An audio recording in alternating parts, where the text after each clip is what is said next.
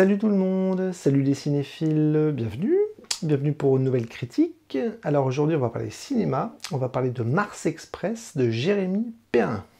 C'est parti. En l'an 2200, Aline Ruby, détective privé obstinée, et Carlos Rivera, son partenaire androïde, sont embauchés par un riche homme d'affaires afin de capturer sur Terre une célèbre hackeuse. De retour sur Mars, une nouvelle affaire va les conduire à s'aventurer dans les entrailles de Noctis, la capitale martienne, à la recherche de Juncho, une étudiante en cybernétique disparue. Alors on va parler un petit peu cinéma d'animation, avec Mars Express de Jérémy Perrin, sorti en 2023. C'est un film qui a fait pas mal grand bruit dans le monde de l'animation et aussi auprès du public, avec un bouche à oreille assez intéressant. Donc c'est un film qui a été présenté sur la plage au Festival de Cannes, si je dis pas de bêtises.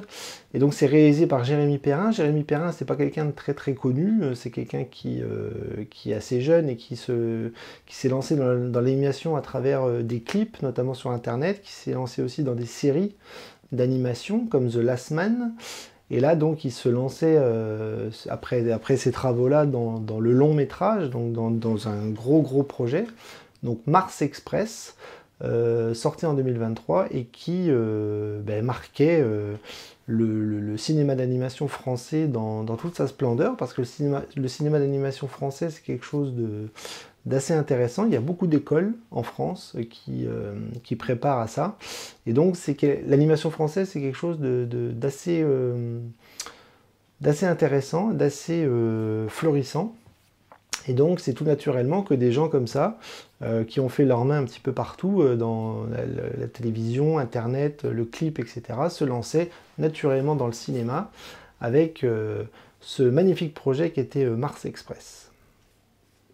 Alors, est-ce que j'ai aimé ou est-ce que j'ai pas aimé ce film? J'ai adoré ce film, je l'ai trouvé excellent. C'est vraiment, là pour le coup, fier d'être français quand on voit un film comme ça.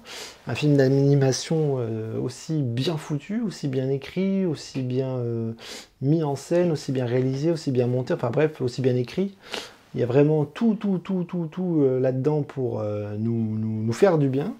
Et donc c'est vraiment un film d'animation qu'il faut mettre en avant.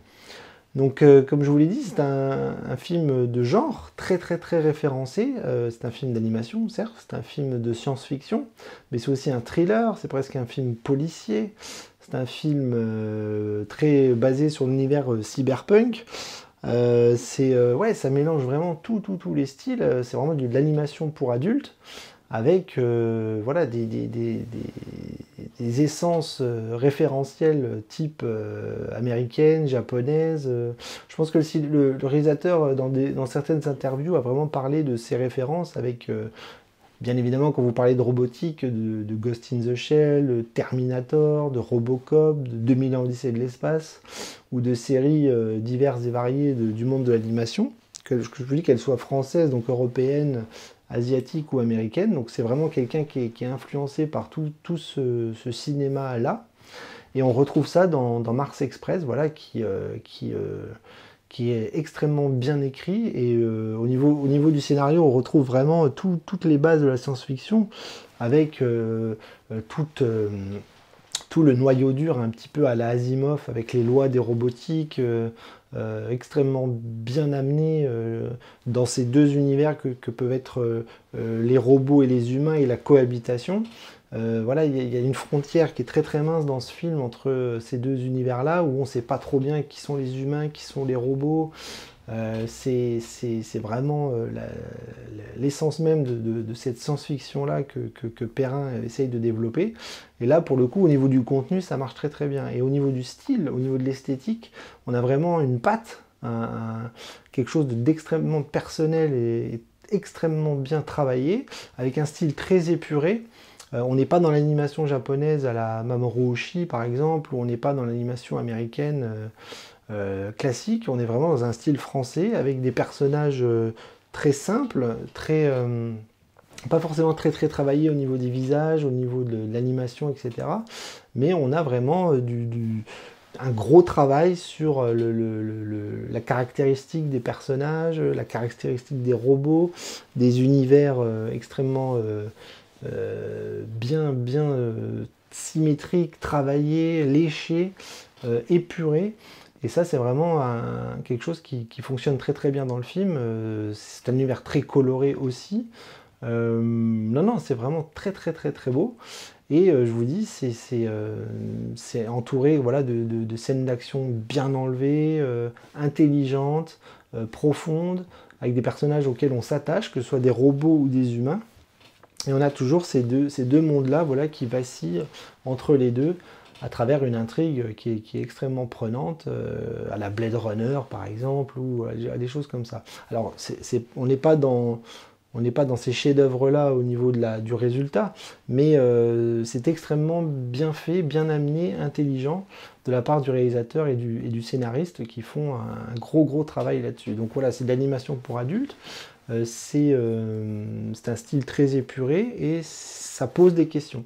Ça pose des questions aussi sur le rapport au monde de demain, c'est-à-dire le rapport aux machines, le rapport aux robots, le rapport au monde virtuel, le rapport au transhumanisme, le rapport à la place de l'humain dans la société, qu'elle soit sur Terre ou peut-être ailleurs, parce que dans le futur, on ne sait pas si on pourra encore vivre sur la planète Terre. Donc vous voyez, il y a une vraie philosophie là-dedans, il y a une vraie approche esthétique intelligente, il y a une vraie approche cinématographique concrète, et tout est maîtrisé. C'est-à-dire qu'il n'y a rien qui dépasse. Alors on peut peut-être reprocher au film qu'il est un peu court, et que son scénario est tellement riche qu'il n'a pas le temps de développer tout ce qu'il veut développer. Mais quand même, chaque séquence s'emboîte très bien et on est pris du début à la fin avec un final extrêmement fort, voilà, très fort, qui peut rappeler tous les grands classiques de la science-fiction, que ce soit en littérature, au cinéma, en série ou en animation. Donc non, franchement, c'est un film complet, c'est un film beau, c'est un film prenant. Et je vous encourage donc à le voir parce que c'est vraiment très bien. Bon, vous aurez deviné ma note, hein, c'est une excellente note, j'ai mis un A-. C'était encore une fois, de toute façon mes notes quand elles sont dans le vert et quand elles sont dans les A en général, c'est que le film est très bon, que le film est très réussi. Donc là voilà, j'ai mis une excellente note et c'est tout à fait mérité. Bien, mais on va conclure avec cette petite critique qui, je l'espère, vous aura donné envie d'aller voir ce film. Alors j'avais déjà critiqué un manga il n'y a pas longtemps, c'était The First Slam Dunk, ce film d'animation asiatique sur le basket. Là je vous encourage à aller voir ce film de science-fiction et d'animation français, voilà, réalisé par Perrin, et qui franchement vaut le coup parce que c'est français, c'est bon.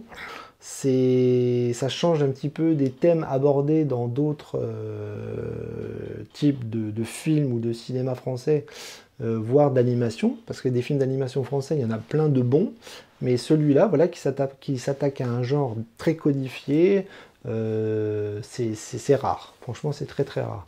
Donc, courez vite voir ce film si vous ne l'avez pas vu, je pense que vous ne serez pas déçus. Et on attend la suite. Voilà, on attend la suite de ce jeune cinéaste qui est quand même très prometteur. Voilà. Et en attendant, eh bien, je vous dis à bientôt et coupez.